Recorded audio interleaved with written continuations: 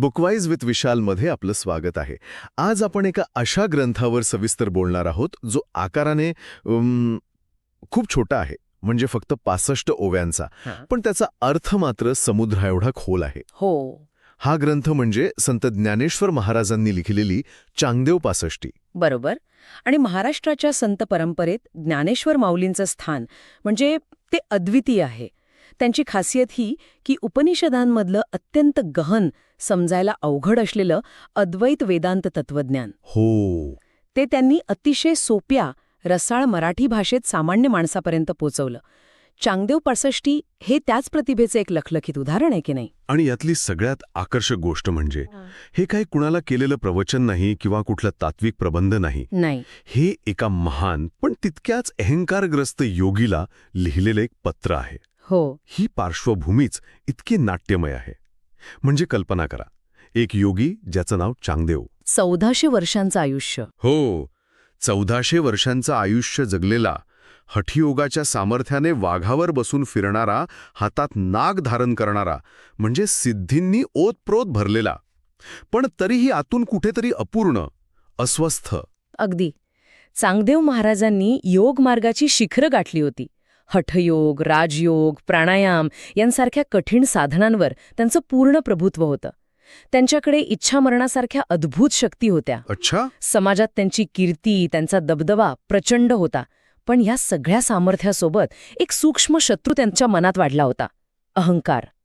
मी इतका महान योगी आहे, माझ्याकडे इतकी शक्ती आहे, ही मीपणाची भावना इतकी घट्ट झाली होती की तीच त्यांच्या आणि परमसत्याच्या मध्ये एक भिंत बनून उभी राहिली होती. आणि इथेच या गोष्टीत एक जबरदस्त ट्विस्ट येतो. चांगदेवांना ज्ञानेश्वर आणि त्यांच्या भावंडांच्या कीर्तीबद्दल समजतं. त्यांना भेटण्याची इच्छा होते, पण 1400 वर्षांच्या योगीला, काही वर्षांच्या तरुणाला काय म्हणून पत्र लिहावं हेच कळत नाही. बरोबर. आणि मग ते एक पत्र पाठवतात, जे पूर्णपणे कोरं असतं, एक रिकामा कागद.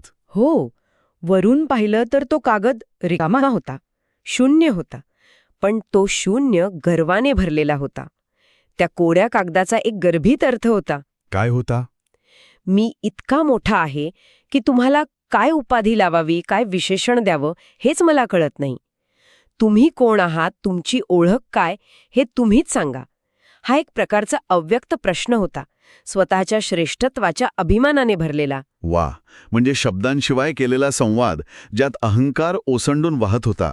आणि मग ज्ञानेश्वर महाराजांनी त्या अहंकाराच्या शून्यावर जे उत्तर लिहिलं, ते म्हणजे 65 ओव्यांचं अमृत. हो, त्यांनी त्या कोऱ्या कागदावर चांगदेवांना त्यांच्या खऱ्या स्वरूपाची, ब्रह्माच्या पूर्णत्वाची ओळख करून दिली.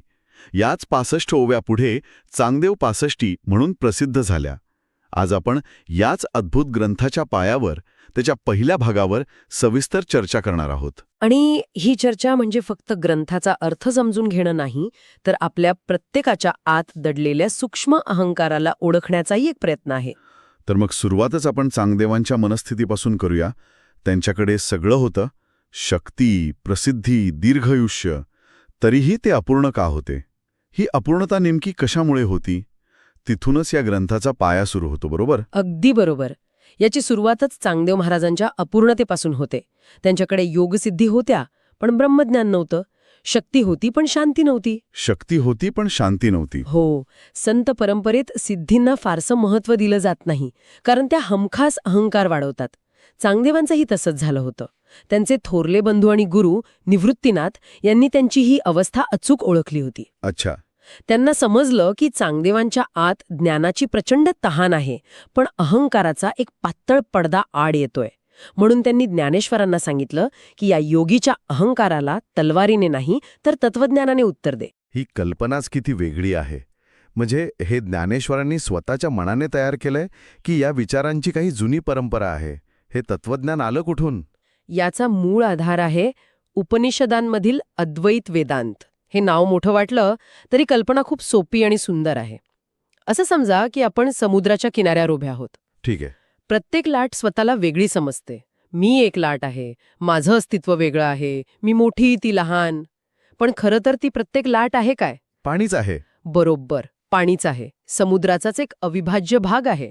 अद्वैत वेदांत हेच सांगतं की आपण त्या लाटांसारखे आहोत. आपण स्वतःला हे शरीर आणि मन समजतो, पण आपलं खरं स्वरूप त्या समुद्रासारखं एकच अखंड चैतन्य आहे, जे सगळीकडे भरलेलं आहे. वा, म्हणजे मी आणि हे विश्व वेगळं नाही, तर एकाच सत्याची दोन रूपं आहेत, लाट आणि समुद्र. ज्ञानेश्वरांनी हाच गहन विचार या 65 ओव्यांमध्ये मांडला असेल. नेमका हाच. आणि विशेष म्हणजे त्यांनी कुठेही उपदेशकाचा, गुरूचा आव आणलेला नाही. ते चांगदेवांना कमी लेखत नाहीत. उलट अत्यंत नम्रपणे, मित्राच्या नात्याने ते चांगदेवांना त्यांच्याच खऱ्या स्वरूपाची ओळख करून देतात. ते म्हणतात, तुम्ही जे शोधत आहात ते तुम्हीच आहात. हे सगळं ऐकून मला चांगदेवांबद्दल विचार येतोय. त्यांच्या मनात काय चाललं असेल? त्यांना वाटत असेल की मी इतकी तपश्चर्या करून आत्मज्ञान मिळवणार आहे, पण ज्ञानेश्वरांची व्याख्या तर पूर्णपणे वेगळी वाटतेय. त्यांच्या मते आत्मज्ञान म्हणजे नेमकं काय? हीच तर खरी गंमत आहे. आणि इथेच चांगदेव फसले होते. ज्ञानेश्वर म्हणतात, आत्मज्ञान म्हणजे काहीतरी नवीन मिळवणे नाही, तर आपण जे आहोत तेच ओळखणे. जसे एखाद्या व्यक्तीने चष्मा डोळ्यावरच ठेवलेला असतो आणि तो घरात सगळीकडे शोधत फिरतो. हो तसं कधी कधी. मग कोणीतरी त्याला आरशात बघायला सांगतं, तेव्हा त्याला कळतं की चष्मा तर माझ्याकडेच होता.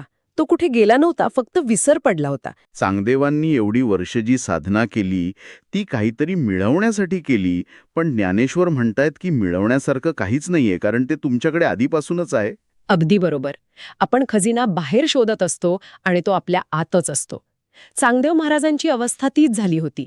ते काहीतरी मिळवण्याच्या प्रयत्नात होते आणि त्यामुळे जे आधीपासूनच आहे त्याच्याकडे त्यांचं दुर्लक्ष होत होतं. आत्मा हा स्वतः सिद्ध आहे. तो आधीपासूनच आपल्यात आहे. त्याला सिद्ध करण्यासाठी वेगळ्या साधनांची गरज नाही. एक मिनिट, मग योग, तप, ध्यान या सगळ्याला काहीच अर्थ नाही का? चांगदेवांनी आयुष्यभर जे केलं ते सगळं वाया गेलं? नाही, वाया अजिबात गेलं नाही. इथेच तर सूक्ष्म फरक आहे. ही सर्व साधने मन आणि शरीर शुद्ध करण्यासाठी अत्यंत उपयुक्त आहेत. अच्छा. ती त्या आरशावरची धूळ साफ करण्यासारखी आहेत. आरसा स्वच्छ झाला तरच प्रतिबिंब स्पष्ट दिसतं. पण आरसा स्वच्छ करणं हे ध्येय नाही, तर स्वतःला पाहणं हे ध्येय आहे. चांगदेव आरसा घासण्यातच रमले होते. त्यांना वाटत होतं की ते साधक आहेत आणि साध्य अजून दूर आहे. मी साधक ही भावनाच त्यांना त्यांच्या खऱ्या स्वरूपापासून दूर ठेवत होती. अच्छा, म्हणजे गाडी चालवायला शिकण्याआधी जसं आपण गाडीची रचना, तिचे भाग यांची माहिती घेतो, तसं माहिती असणं महत्वाचं आहे, पण गाडी चालवणं हे अंतिम ध्येय आहे. उत्तम उदाहरण. चांगदेव गाडीची माहिती घेण्यातच इतके पारंगत झाले होते की ते गाडी चालवायचीच विसरून गेले. ज्ञानेश्वर त्यांना हेच सांगू पाहत होते की साधना करून जे मिळेल ते तुम्ही नाही, कारण तुम्ही तर आधीपासूनच आहात. म्हणजे चांगदेवांच्या मार्गातील खरा अडथळा त्यांच्या सिद्धी नव्हत्या, तर त्यातून आलेला अहंकार होता. तुम्ही म्हणालात की अहंकार हीच त्यांच्या आणि सत्याच्या मधली भिंत होती. या अहंकाराचं स्वरूप ज्ञानेश्वर कसं उलगडून दाखवतात? चांगदेव पाष्टीचा मध्यवर्ती विषयच अहंकाराचा नाश हा आहे. ज्ञानेश्वर अहंकाराचं स्वरूप फार सुंदर रीतीने स्पष्ट करतात. अहंकार म्हणजे काय, तर स्वतःला इतरांपेक्षा वेगळे समजणे. विमान बाळगणे. मला आठवते, मी शाळेत असताना एखादं गणित चुकलं की म्हणायचो मी किती हुशार आहे, आणि मग कळायचं की सोपी बेरीजच चुकली आहे. चांगदेवांचा अहंकार काहीसा तसाच होता का, फक्त खूप मोठ्या पातळीवर? बरोबर. फक्त त्यांचा अहंकार खूप सूक्ष्म आणि सात्विक होता. तो म्हणत होता, मी किती मोठा योगी आहे. अहंकार साधकाला असा भास निर्माण करतो की तो खूप पुढे जात आहे, पण प्रत्यक्षात तो त्याच जागी गोल फिरत असतो. अच्छा. हो, जसं घाण्याला जुंपलेला बैल दिवसभर चालूनही संध्याकाळी त्याच जागी असतो.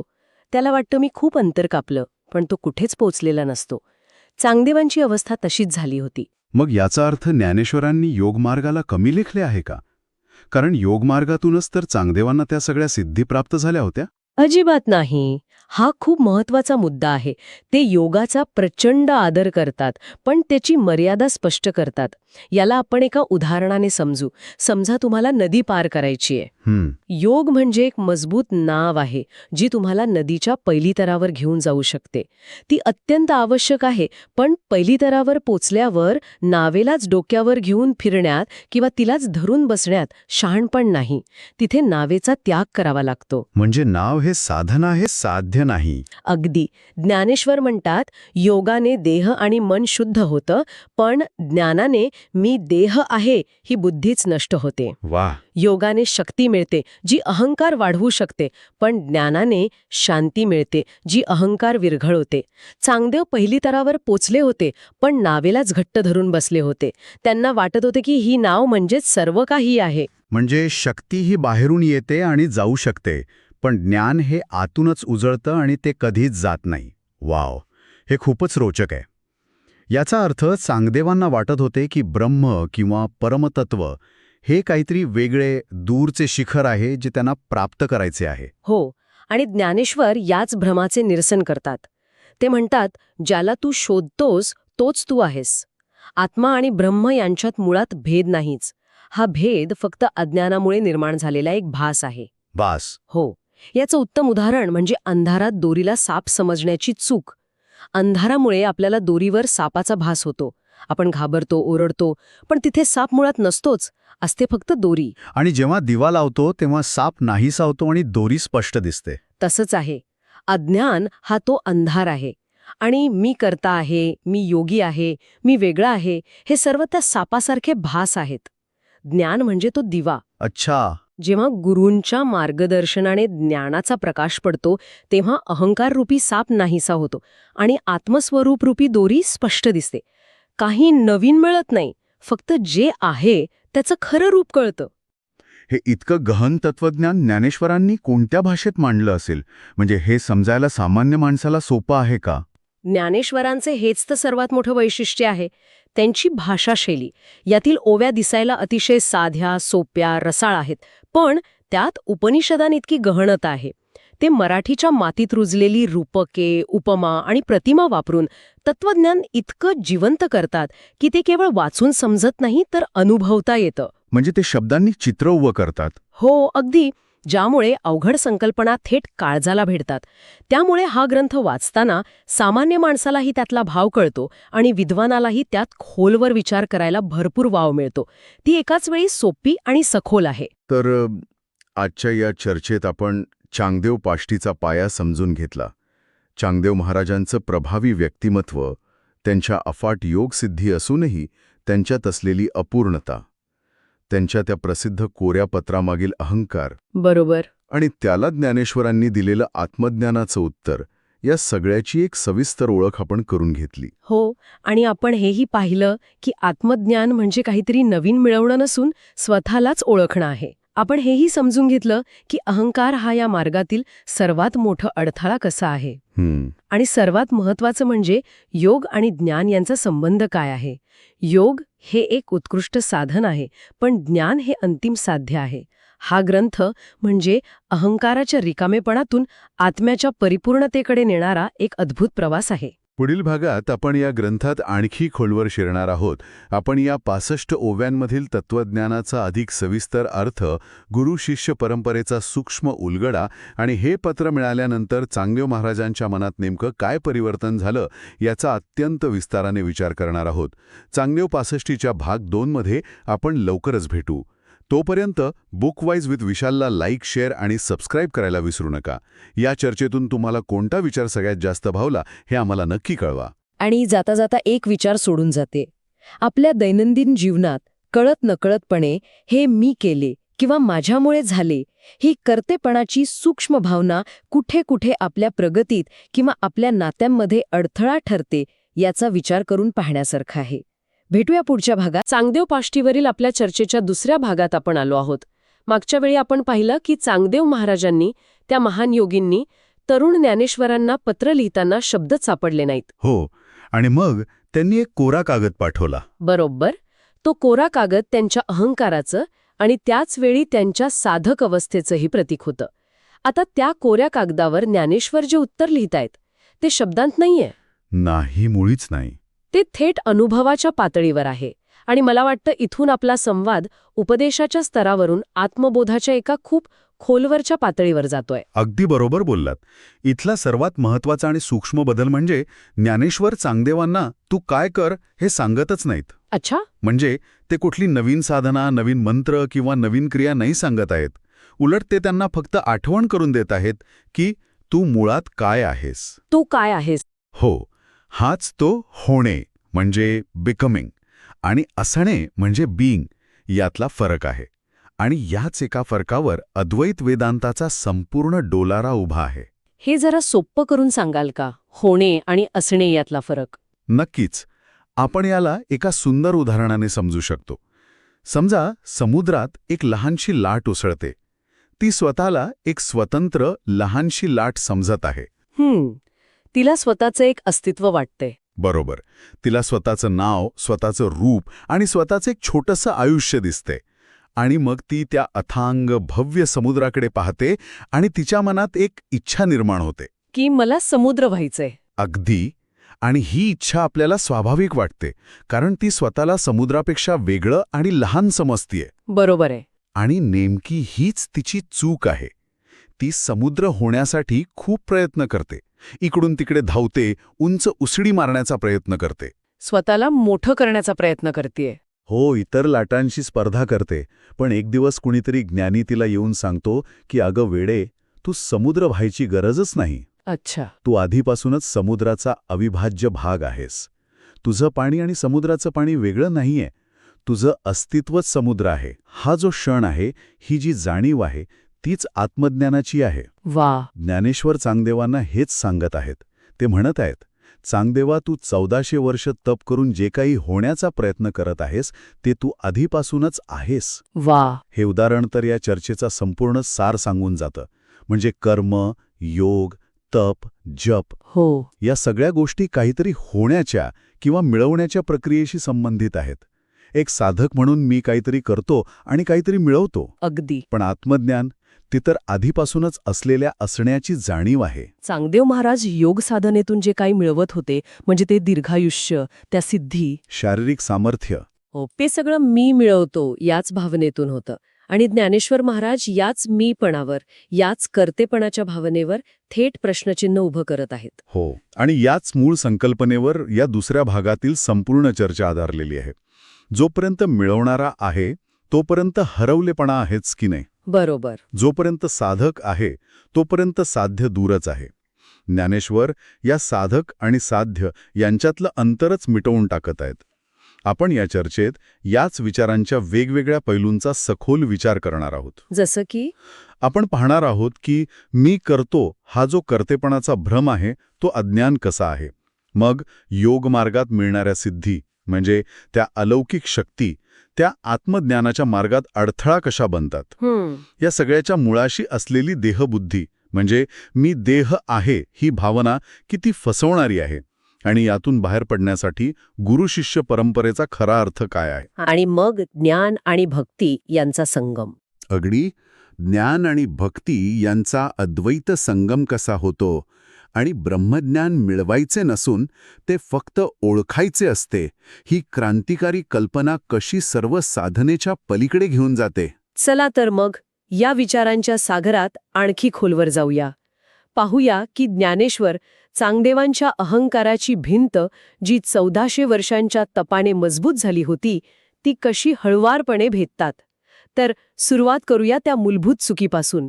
मी करता आहे, मी करणारा आहे या भावनेपासून. हो. ज्ञानेश्वर सांगतात की हा विचारच आत्म्याच्या मूळ स्वभावाशी विसंगत आहे. यातलं मर्म असं आहे की आत्मा हा करता नाहीये, तो केवळ साक्षी आहे. ज्ञानेश्वरांनी याचं एक अप्रतिम उदाहरण दिलं आहे, सूर्याचं. सूर्य. हो. सूर्य स्वतः काही करत नाही. तो उगवतो आणि मावळतो, पण तो कोणाला आज्ञा देत नाही की तुम्ही उठा किंवा तुम्ही झोपा.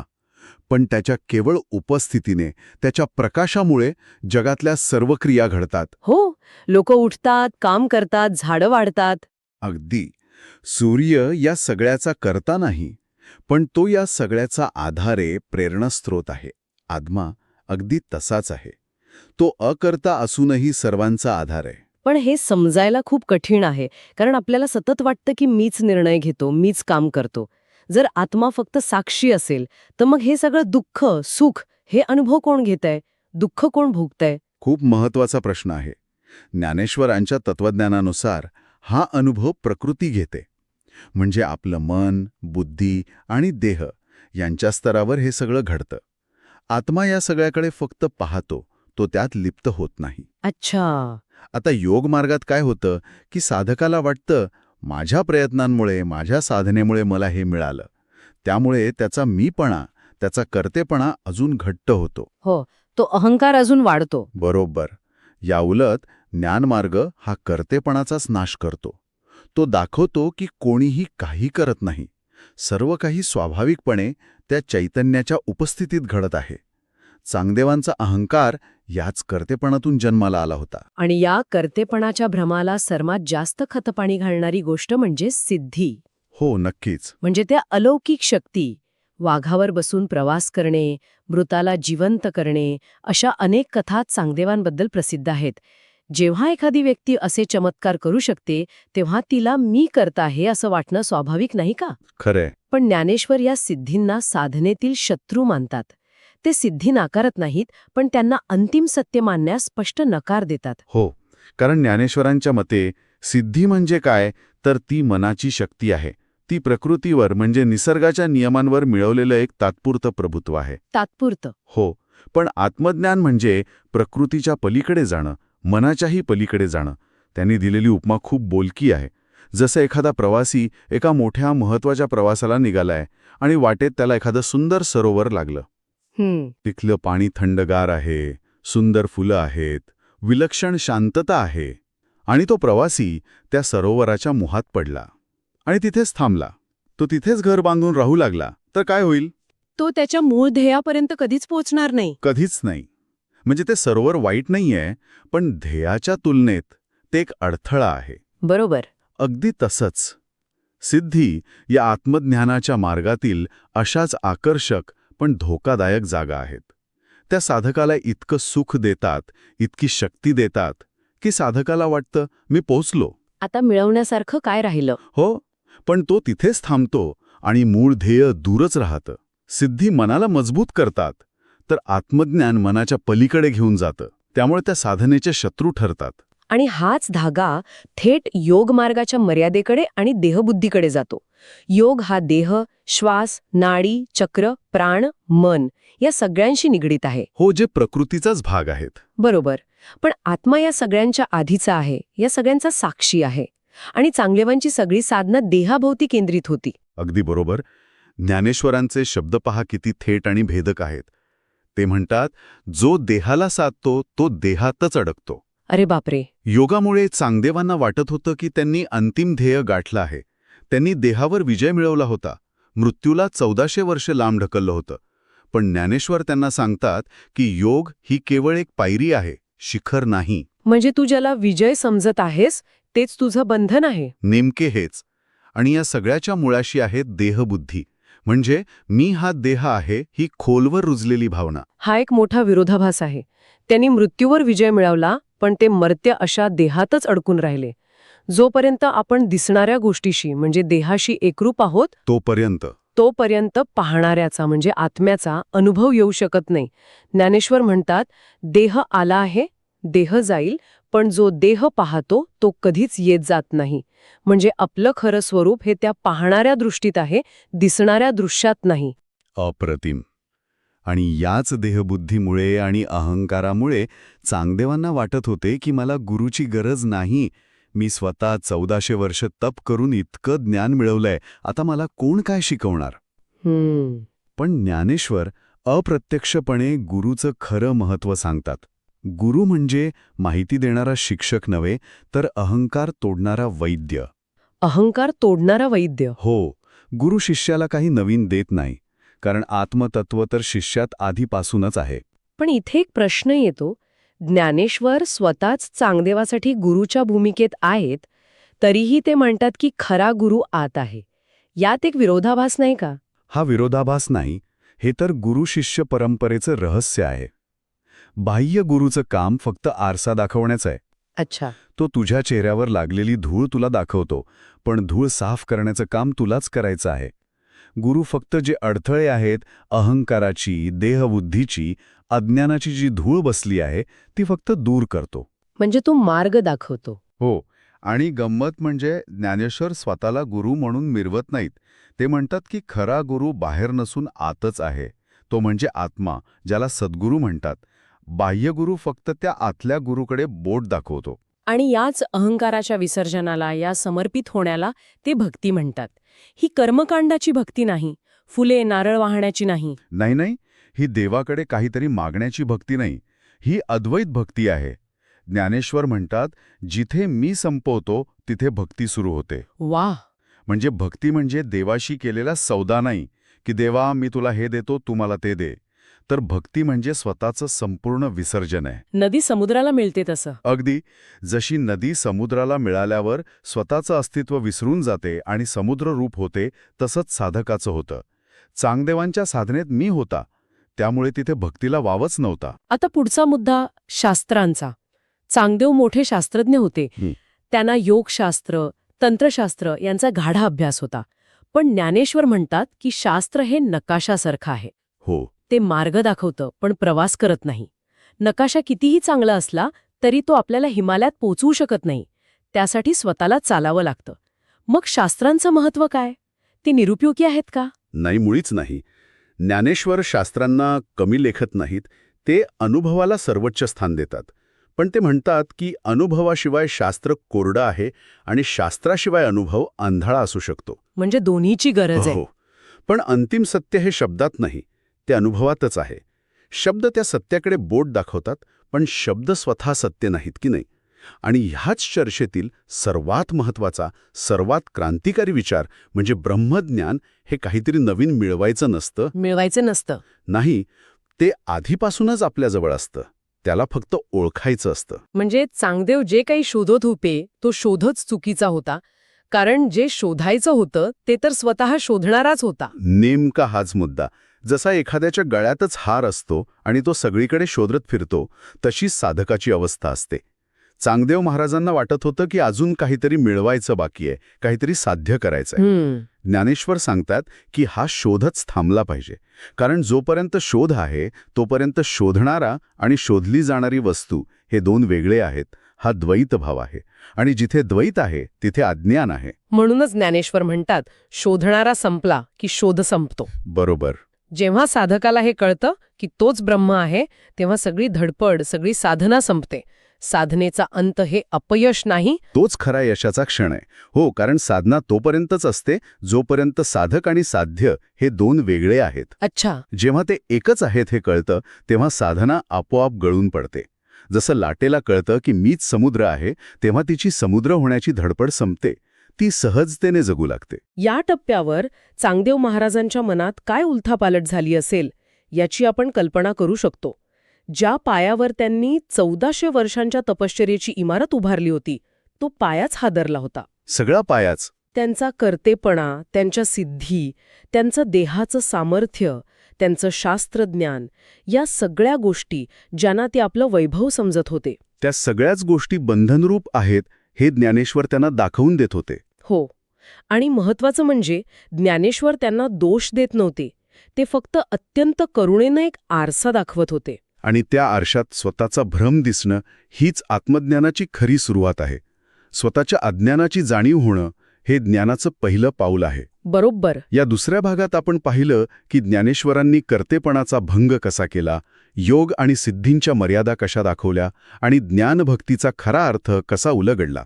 या क्षणी चांगदेव महाराज एक सिद्ध योगी न राहता एक खरे साधक बनतात. त्यांच्या अहंकाराची भिंत कोसळू लागते आणि ज्ञानाचा प्रकाश आत शिरण्याचा मार्ग मोकळा होतो. आजची ही चर्चा आपल्याला एका विचारासोबत सोडून जाते. जर आत्मज्ञान हे काहीतरी मिळवण्याबद्दल नसून जे आधीपासूनच आहे ते ओळखण्याबद्दल असेल, तर आपल्या दैनंदिन आयुष्यात असे कोणते आरसे आहेत, मग ते एखादं पुस्तक असेल, एखादी व्यक्ती असेल किंवा एखादी घटना असेल, जे आपल्याला आपण धरून बसलेल्या भ्रमांची जाणीव करून देऊ शकतात. पुढच्या आणि शेवटच्या भागात आपण पाहणार आहोत की या आत्मज्ञानाच्या उंबरठ्यावर उभे असलेल्या चांगदेवांना ज्ञानेश्वर अंतिम सत्याचा अनुभव कसा देतात आणि 65 ओव्यांचा हा संवाद कसा पूर्णत्वाला जातो. चांगदेव 65 वरील आमची ही सखोल चर्चा तुम्हाला आवडली असेल तर कृपया बुकवाईज विथ विशालला लाईक, शेअर आणि सबस्क्राईब नक्की करा. भेटूया पुढच्या भागात. चांगदेव 65 वरील आपल्या या सखोल चर्चेच्या अंतिम भागात आपलं स्वागत आहे. मागच्या भागांमध्ये आपण पाहिलं की कसं ज्ञानेश्वर महाराजांनी चांगदेवांच्या 1400 वर्षांच्या योग साधनेतून आलेल्या ज्ञानाच्या आणि सिद्धींच्या अहंकाराला एका कोऱ्या पत्राने आरसा दाखवला. हो, आणि तो आरसा साधासुद्धा नव्हता. त्यांनी हे स्पष्ट केलं की ज्ञान मिळवणं आणि ज्ञानी असणं ह्यात किती मोठं अंतर आहे. म्हणजे त्यांनी चांगदेवांना त्यांच्या चुका नाही दाखवल्या, तर त्यांच्या ज्ञानाचीच मर्यादा दाखवली आणि एका नव्या प्रवासाची शक्यता निर्माण केली. अगदी. आणि आज आपण त्याच प्रवासाच्या शेवटच्या आणि मला वाटतं सर्वात निर्णायक टप्प्यावर बोलणार आहोत, जिथे अहंकार फक्त कमी होत नाही, तर तो पूर्णपणे विरघळून जातो आणि आत्मज्ञानाचा खरा अर्थ समोर येतो. आजच्या आपल्या चर्चेचा उद्देश हाच आहे की मीपणाच्या विरघळण्यापलीकडे नेमकं काय आहे, ती अवस्था कशी असते, हे समजून घेणं. आणि हा प्रवास फक्त चांगदेवांचा नाहीये, तो आपल्या प्रत्येकाचा आहे. आपल्या आत दडलेल्या त्या सूक्ष्म मीपणाच्या पलीकडे जाण्याचा हा प्रवास आहे. चला तर मग या अंतिम टप्प्याचा अर्थ उलगडूया. आपल्या चर्चेच्या केंद्रस्थानी ज्ञानेश्वरांचं एक अत्यंत सुंदर आणि तितकंच गूढ वाटणारं सूत्र आहे, तुझमध्ये तू हरव. म्हणजे स्वतःमध्ये स्वतःला हरवून टाक. हे ऐकायला खूप काव्यात्मक वाटतं, पण याचा नेमका व्यावहारिक अर्थ काय? बाहेरचं जग सोडून स्वतःच्या आत काहीतरी शोधायचं आहे का? नाही, आणि गंमत नेमकी इथंच आहे. ज्ञानेश्वर बाहेर किंवा आत काही शोधायला सांगतच नाहीत. ते म्हणतात की आत्मज्ञान ही मिळवण्याची गोष्ट नाहीये, तर ती स्वतःला विसरण्याची प्रक्रिया आहे. विसरण्याची. हो, आपण सतत काहीतरी बनण्याचा किंवा मिळवण्याचा प्रयत्न करत असतो. योगी, ज्ञानी, साधक, कलाकार, व्यावसायिक. बरोबर. ज्ञानेश्वर म्हणतात, या सगळ्या ओळखी, ही सगळी बिरुदं विसरून जा. तू योगी आहेस हे विसर, तू ज्ञानी आहेस हे विसर.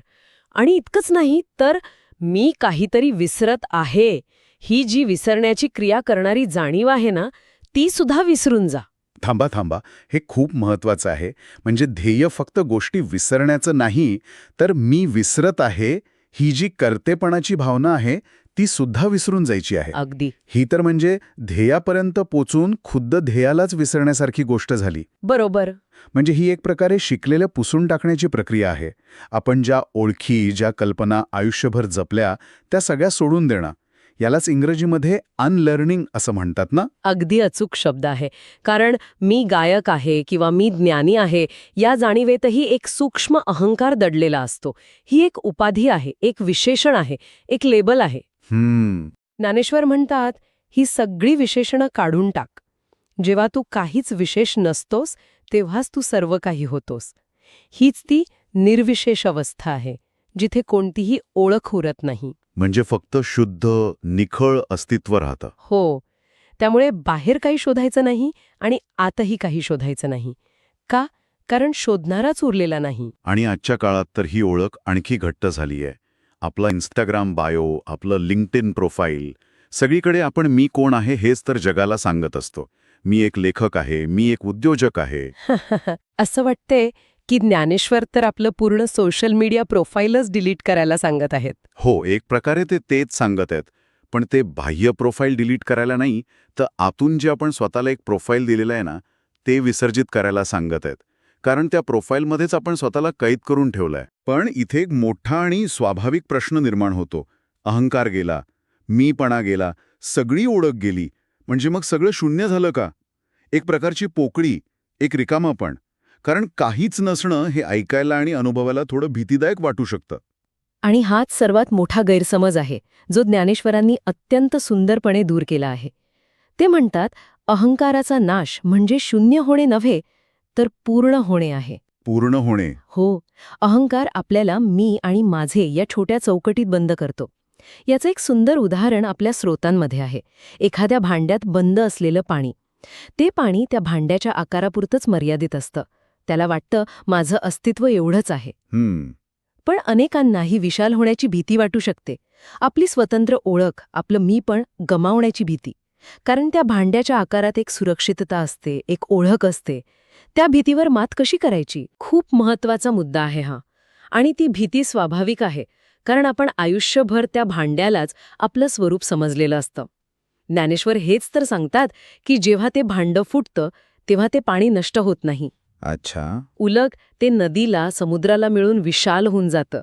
ते स्वतःच्या मर्यादा ओलांडून असीम होतं. त्याची ओळख संपत नाही, तर ती अमर्याद होते. वा. म्हणून अहंकाराचा लय हा अस्तित्वाचा अंत नाही, तर वैयक्तिक अस्तित्वाच्या मर्यादेचा अंत आहे. हे भांड्याचं उदाहरण खरंच खूप समर्पक आहे आणि मला वाटतं हे फक्त अध्यात्मातच नाही तर आपल्या व्यावसायिक आयुष्यातही लागू होतं. आपण स्वतःला डॉक्टर किंवा इंजिनियर या भांड्यात इतकं बंद करून घेतो की त्या पलीकडच्या शक्यताच आपल्याला दिसत नाहीत. बरोबर. मीपणाची छोटी चौकट तुटते आणि अस्तित्व वैश्विक होतं, हाच याचा अर्थ आहे. बरोबर. यालाच अद्वैताचा अंतिम अनुभव म्हणतात. समुद्रात पडलेला पाण्याचा थेंब जसा समुद्रच होऊन जातो, तसा ज्ञानी व्यक्ती ब्रह्मस्वरूप होऊन जातो. मग मी ब्रह्म आहे असं म्हणणारा मी सुद्धा उरत नाही. कारण पाहणारा आणि दृश्य, अनुभव घेणारा आणि अनुभव सगळं एकरूप झालेलं असतं. याला आपण आजच्या भाषेत फ्लो स्टेट म्हणतो, पण ही त्याच्याही पलीकडची गोष्ट वाटते. अगदी. फ्लो स्टेटमध्ये तुम्ही कामात इतके एकरूप होता की मी काम करतोय हेच विसरून जाता. पण इथे तर तुम्ही अस्तित्वाशीच इतके एकरूप होता की मी अस्तित्वात आहे ही वेगळी भावनाच उरत नाही. तिथे द्वैत म्हणजे दोनपणा उरतच नाही. मग या अवस्थेपर्यंत पोहोचण्यासाठी ज्ञानमार्ग, भक्तिमार्ग किंवा कर्ममार्ग यांचं काय होतं? कोणता मार्ग श्रेष्ठ ठरतो?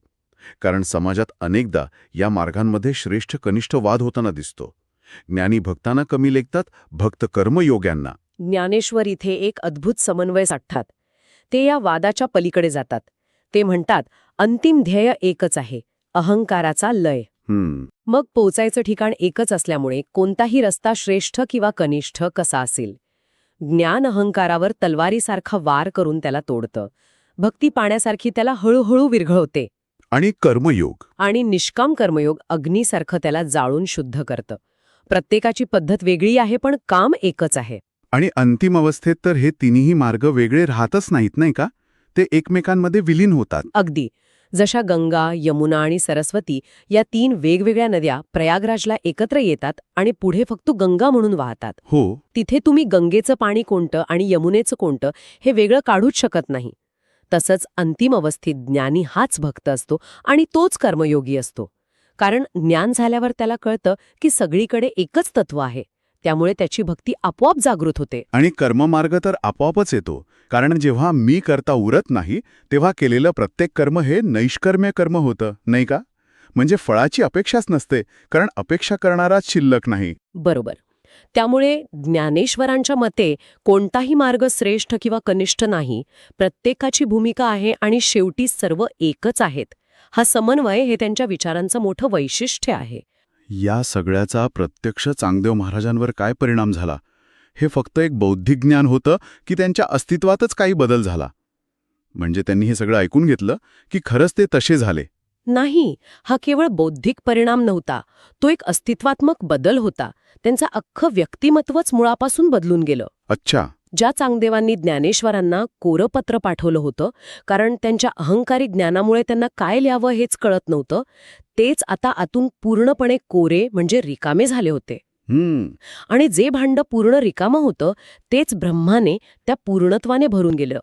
त्यांचा गर्व, त्यांच्या 1400 वर्षांच्या साधनेचं ओझं, सिद्धींचं प्रदर्शन, योग सामर्थ्याचा अभिमान सगळं गळून पडलं. म्हणजे उरलं काय मग? उरलं फक्त एक शांत, सहज आणि निरहंकारी अस्तित्व. खय. हे ऐकताना मला स्वतःलाच प्रश्न पडतो की मी माझ्या होस्ट किंवा विश्लेषक या ओळखीला किती घट्ट धरून बसलो आहे. ती ओळख बाजूला ठेवली तर मी कोण आहे हा विचारच थोडा अस्वस्थ करणार आहे. आणि हाच आरसा ज्ञानेश्वर चांगदेवांना आणि त्यांच्या निमित्ताने आपल्या सगळ्यांना दाखवत आहेत. ते दोषारोप करत नाहीत, ते फक्त वास्तव दाखवत आहेत. ते सांगत आहेत की तुमची बाह्य प्रगती कितीही झाली तरी आतून पोकळी असू शकते. ज्ञान असूनही अज्ञान टिकू शकतं, साधना असूनही अहंकार शिल्लक राहू शकतो. यावर उपाय एकच आहे, स्वतःकडे प्रामाणिकपणे पाहणे. या समन्वयाच्या दृष्टिकोनामुळे मला एक प्रश्न पडतो की या अंतिम क्षणी ज्ञानेश्वर आणि चांगदेव यांच्या नात्याचं काय होतं? ज्ञानेश्वर गुरु म्हणून आणि 1400 वर्षांचे योगी चांगदेव शिष्य म्हणून उरतात का? नाही. आणि हेच यातील सर्वात सुंदर गोष्ट आहे. इथे गुरु-शिष्य भेदही नाहीसा होतो. ज्ञानेश्वरांनी चांगदेवांचा अपमान केला नाही, त्यांना कमी लेखलं नाही. त्यांनी फक्त करुणेने त्यांच्या अज्ञानाचा पडदा दूर केला. एकदा का पडदा दूर झाला की दोघेही एकाच सत्याच्या प्रकाशात उभे राहिले. मग कोण लहान कोण मोठं. बरोबर. त्यामुळे ज्ञानेश्वर स्वतःला श्रेष्ठ मानत नाहीत. ते फक्त एक निमित्त, एक माध्यम बनतात. आणि चांगदेवही स्वतःला लहान मानत नाहीत, कारण त्यांचा मीच उरलेला नाही. म्हणजे दोघेही एकाच आत्मस्वरूपात स्थिर होतात. बरोबर. म्हणूनच चांगदेव पासष्टी हा उपदेशाचा नाही तर उद्धाराचा ग्रंथ आहे असं म्हटलं जातं. अगदी. उपदेशात देणारा आणि घेणारा असे दोन असतात. आणि उद्धारात दोन्ही एकरूप होतात. बरोबर. तिथे ज्ञानाचा हस्तांतरण होत नाही, तर ज्ञानाचा स्फोट होतो. ती एक समज आहे जी दोघांमध्ये समान रूपात प्रकट होते. मग या ग्रंथाचा शेवट कसा होतो? ज्ञानेश्वर, आता तुला ज्ञान झालं, अशी काही घोषणा करतात का? किंवा चांगदेव, हो, मला ज्ञान झालं, असं म्हणतात का? काहीतरी समारोप असेलच ना? नाही. आणि हेच याचं सर्वोच्च सौंदर्य आहे. आत्मज्ञानाला सुरुवात किंवा शेवट नसतो. तो फक्त अहंकार संपल्याचा आणि सहजता सुरू झाल्याचा क्षण असतो. अच्छा. ज्ञानेश्वर चांगदेवांना अशा ठिकाणी आणून सोडतात जिथे प्रश्न उरत नाहीत, त्यामुळे उत्तरांची गरज भासत नाही. साधना संपते कारण साध्य करण्यासारखं काही उरत नाही. म्हणजे तिथे फक्त एक शांत, निखळ अस्तित्व उरतं. हो, तिथे काही मिळवल्याचा उन्माद नाही किंवा काही गमावल्याचं दुःख नाही. फक्त अथांग शांतता आहे. हेच या ग्रंथाचं सगळ्यात मोठं यश आहे. खरंच, 65 ओव्यांमधून जो कालातीत संदेश दिलाय तो कदाचित हजारो ग्रंथांमधूनही देता येणार नाही. अहंकारभंग, सिद्धींच्या मर्यादा आणि आत्मज्ञानाची सहजता सांगणारा हा एक अद्वितीय ग्रंथ आहे. तो आकाराने लहान पण अर्थाने अमर्याद आहे. नक्कीच. तो एका पत्राच्या रूपात आहे, पण त्याचा गाभा उपनिषदांसारखा आहे. संवाद वैयक्तिक आहे, पण संदेश सार्वत्रिक आहे. तो केवळ धार्मिक नाही, तर तो तत्वज्ञानात्मक, मानसशास्त्रीय आणि आपल्या अस्तित्वाच्या मुळाला हात घालणार आहे. म्हणूनच तो आजच्या काळातल्या साधकांना आणि विचारवंतांनाही तितकाच लागू पडतो. तर चांगदेव पासष्टीवरील या सविस्तर चर्चेतून आपण अहंकार ते आत्मज्ञान हा प्रवास पाहिला. आपण पाहिलं की खरं ज्ञान काहीतरी मिळवण्यात नाही, तर स्वतःच्या सगळ्या ओळखी विसरण्यात आहे आणि त्या विसरण्यालाही विसरण्यात आहे. आपण पाहिलं की अहंकाराचा नाश म्हणजे शून्य होणं नव्हे, तर मर्यादित अस्तित्वातून अमर्याद अस्तित्वात विलीन होणं आहे. आणि या अवस्थेत ज्ञान, भक्ती, कर्म हे मार्ग वेगळे न राहता एकरूप होतात. एक क्षण थांबून, जर तुम्हाला आमचे सखोल विश्लेषण आवडत असेल आणि अशाच प्रकारे पुस्तकांचा आणि विचारांचा गाभा समजून घ्यायचा असेल, तर बुकवाईज विथ विशाल या चॅनलला लाईक, शेअर आणि सबस्क्राईब करायला विसरू नका. तुमच्या पाठिंब्यानेच आम्हाला अधिक चांगल्या चर्चा सादर करण्याची प्रेरणा मिळते. जाता जाता श्रोत्यांसाठी एक विचार सोडून जाते. हा ग्रंथ आपल्याला अशा अवस्थेत घेऊन जातो जिथे प्रश्न आणि उत्तरं दोन्ही संपतात. आपल्या दैनंदिन जीवनात आपण असे कोणते प्रश्न किंवा उत्तरं घट्ट धरून बसलो आहोत जे आपल्याला शांत होऊ देत नाहीत? बरोबर. मी कोण आहे? माझ्या आयुष्याचा अर्थ काय? यश म्हणजे काय? यांसारख्या प्रश्नांची काहीतरी उत्तरं आपण तयार करून ठेवली आहेत आणि त्यांनाच आपण आपली ओळख मानतो. हो, ती चौकटच आपली ओळख बनते. अगदी. त्या तयार उत्तरांच्या पलीकडे जाण्याचा अनुभव कसा असेल याचा कधी विचार केलाय का? अप्रतिम विचार. या सखोल चर्चेत सहभागी झाल्याबद्दल धन्यवाद. पुढच्या कोणत्या पुस्तकाचा सारांश ऐकायला तुम्हाला आवडेल? तुमच्या सूचना कमेंट्समध्ये नक्की कळवा. तुमची निवड पुढच्या भागात सादर केली जाऊ शकते.